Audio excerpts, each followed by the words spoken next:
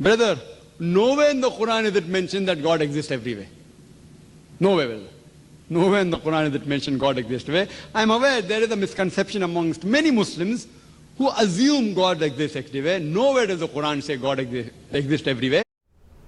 According to the Bible and Orthodox Christianity, as well as pre- and post-Christian Judaism, God is everywhere present in, but not limited to, or circumscribed by created reality. That's why the Bible can say that God is the high and exalted one who inhabits eternity, and also as the one in whom we live and move and have our being, that He fills heaven and earth, and there's no place devoid of His presence. In opposition to this, the Quran says that Allah is above the seven heavens, which many Muslims understand to mean that Allah is above and not also in His alleged creation. For instance, Ibn al-Arabi al-Maliki said in his explanation of what's called the Hadith of Descent found in Sunan at-Tirmidhi, "What we must believe is that Allah existed and nothing existed with Him, that He created all creation, including the throne, without becoming indicatable through them, nor did a direction arise for Him because of them, that He does not become immanent, that He does not change, and that He does not move from one state to another." While certain statements here are otherwise unobjectionable, the idea that Allah is not immanent or present in the world portrays Allah as a kind of cosmic exile banished from created reality.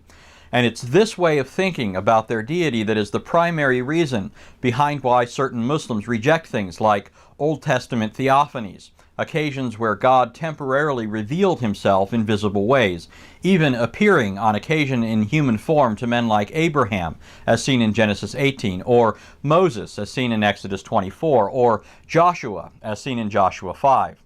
This is also the primary reason why certain Muslims object to the central truth of the gospel, namely that the Son, the second person of the Trinity, became flesh and dwelt among us. However, this view of Allah's transcendence leads to a devastating contradiction in the teachings of the Quran.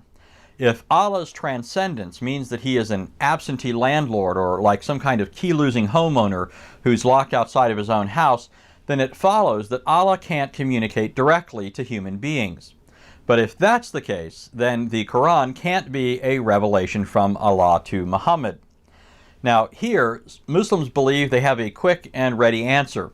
The Quran, according to Muslims, was not revealed directly to Muhammad, but rather was revealed through an angelic medium. That is, it was brought to Muhammad by the angel Gabriel. But there are at least two insurmountable problems with this reply. In the first place, because Muhammad incautiously borrowed stories that he heard from Jews and Christians, stories that make sense in the context of what the Bible says about God, he ended up incorporating into the Quran the idea that Allah spoke directly to Moses.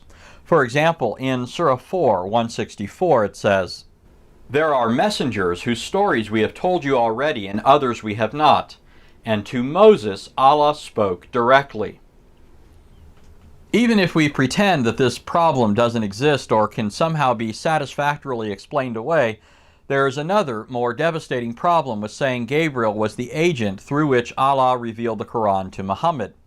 If Allah can't enter into creation and speak directly to a creature like Muhammad, then how did Gabriel, a creature, get this supposed revelation? Although angels are a different order of being than man, since they're still creatures who inhabit the created world, then no degree of difference between angels and man would be able to account for how Allah was able to reveal this to Gabriel when He couldn't do so to Muhammad. All of this means that if the Quran is right in what it says about Allah, He's transcendent and not immanent, then the Quran is wrong in what it says about itself. That is, it's a revelation from Allah. On the other hand, if the Quran is wrong in what it says about Allah, He can't enter into creation, then it can't also be right in what it says about itself. That is, it is a revelation from Allah. In short, if the Quran is right, then it's wrong. And if it's wrong, well, then it's still wrong. And so it is.